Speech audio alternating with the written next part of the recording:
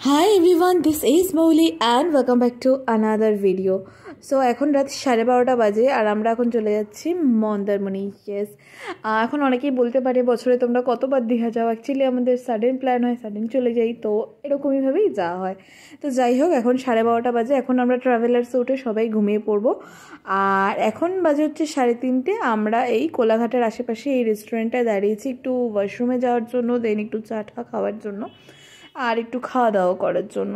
তো এখানে চা খেয়েছিলাম প্রথমে, সবাই এখানে বসে রয়েছি। আমরা প্রায় 20-21 জন মতো গেছিলাম, মানে ফুল ফ্যামিলি মিলে ঘুরতে যাওয়ার যে মজাটা সেটা তো আর কোথাও নেই। তো যাই হোক, আর এখানে মশলা কুলচা আর চানা খাওয়া হচ্ছে, এটা কিন্তু জাস্ট ইয়ামি ছিল।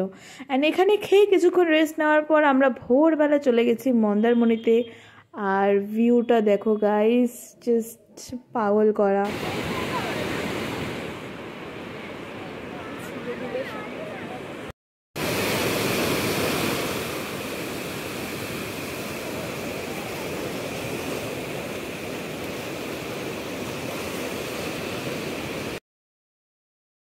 তো সকাল সকাল সমুদ্রের ঢেউয়ের আওয়াজ তো শুনে নিয়েছি। এবার যাচ্ছি হচ্ছে যে গাড়িটা করে আমরা রুম খুঁজতে, কারণ কোন রিসর্টে থাকবো। মন্দারমণিতে খুব সুন্দর সুন্দর রিসর্ট আছে।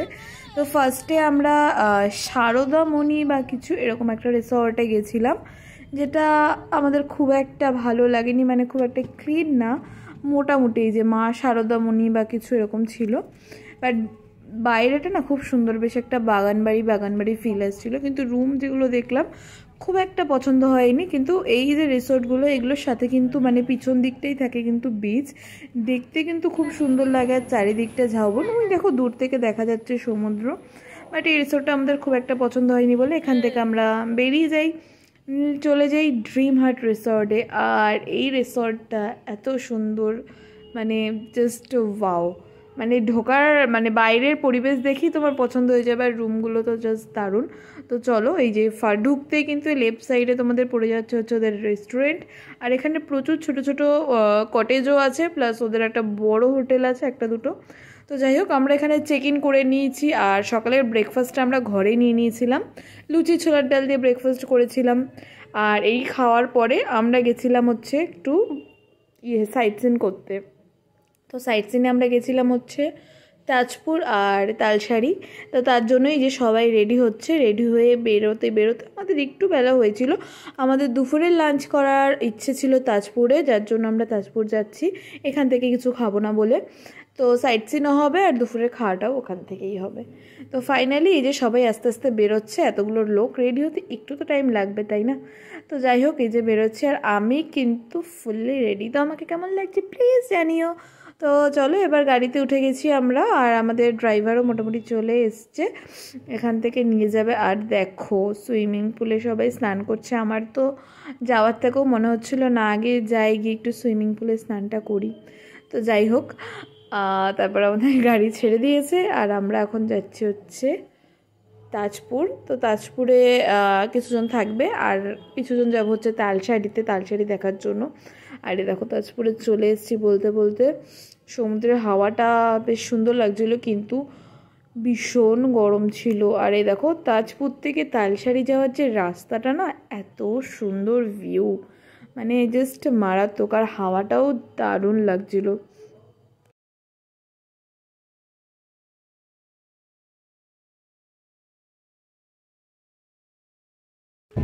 তাজপুর থেকে মোটামুটি 40-45 মিনিট পর আমরা তালসারি এসে পৌঁছেছি। তালসারি জায়গাটা কিন্তু খুব সুন্দর, আর প্রচুর বোট, দেখো যারা মাছ ধরতে যায় তাদের বোটগুলো আশেপাশে ছড়িয়ে রয়েছে। কিন্তু যেহেতু ভাটা চলছে, মানে অনেকটা দূরে গিয়ে সমুদ্র, মানে পুরোটা এখন হেঁটে যাওয়া যাবে। আর যদি কেউ খালি পায়ে গেছো, এই লাল কাঁকড়াগুলো কামড়েই শেষ করে দেবে, মানে ভোরে ভোরে লাল কাঁকড়া এই জায়গাটায়। আমি জানি না ক্যামেরাতে কতটা ক্যাপচার হয়েছে বা কিছু, বাস দেখতে পাচ্ছ ভোরে ভোরে।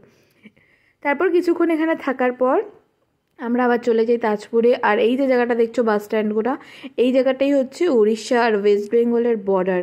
তো বেসিক্যালি তালসারিটা কিন্তু উড়িষ্যার মধ্যে পড়ে। তো ওয়েস্ট বেঙ্গল আর উড়িষ্যার বর্ডার ক্রস করে আমাদের তালসারি যেতে হয়। আর চারিপাশটা কিন্তু দারুণ সুন্দর। আর এই দেখো প্রচুর হনুমানও কিন্তু আমরা দেখেছি।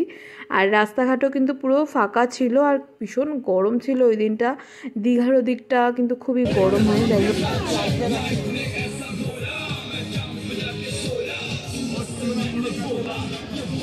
দিবি না কিন্তু।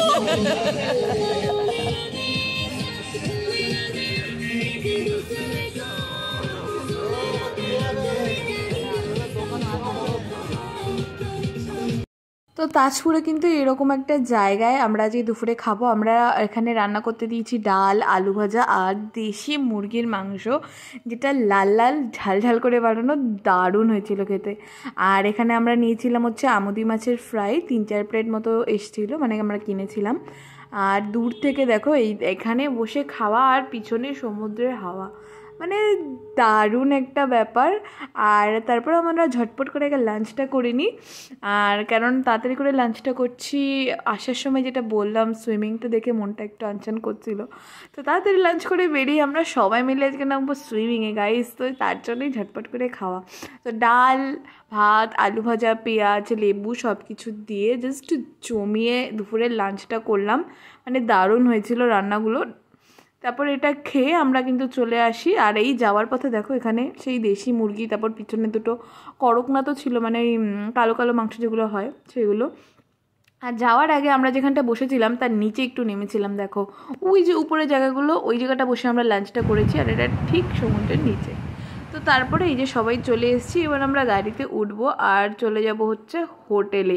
আর হোটেলে যাওয়ার পথে এই জায়গাটা দেখো এত সুন্দর লাগছিল, আমি জানি না জায়গাটার নাম কি, বাট আমার ভিউটা এত দারুণ লাগছিল যে কি বলবো। আর এই যে আমি চলে এসেছি রুমে, আর এই দেখো সুইমিং পুলটা ডাকছে আমাকে যে আয় আয় আয়।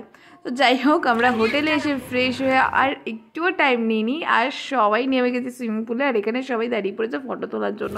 তো আমি ভিডিওটা ঝটপট বন্ধ করে সবার একটা ফটো তুলে নিলাম, আর আমিও একটু টুকটাক ভিডিও করে নিলাম। তো সবাই স্নান করছে, এই যে ভালোই লাগছিলো বেশ। তারপর স্নান করে আমাদের বৃষ্টি শুরু হয়ে গেছিলো, যার জন্য আমরা আবার ঘরে চলে এসেছি। ঘরে এসে আমরা খাচ্ছিলাম চা, কফি। আর সেটা খাওয়ার পর আমরা আবার সমুদ্রের পাড়ে চলে যাই, কারণ আমাদের রিসর্টের মধ্যেই হচ্ছে আমাদের সি বিচ, মানে বাইরে যাওয়ার কোনো প্রয়োজনই নেই। আর এখানে দেখো আমরা একটা বড় পেপার নিয়েছি, আমরা যেহেতু বললাম আমরা 20-21 জন, এত মুড়ি মাখার জায়গা কোথায় গাইস, তো আমরা পেপার পাতিয়ে মুড়ি মেখে নিয়েছি।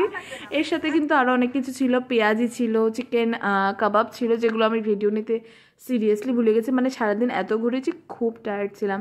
আর তারপরে রাত্রে এদেরই যে রেস্টুরেন্টটা বললাম, ঢুকেই বাহাতেদের রেস্টুরেন্ট, এদের রান্নাবান্না কিন্তু খুবই ভালো।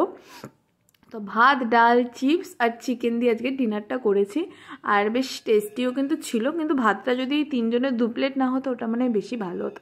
তো যাই হোক, ডিনারটা কিন্তু দারুণ করেছি। দেখা হচ্ছে নেক্সট পার্টে, ততক্ষণের জন্য টাটা।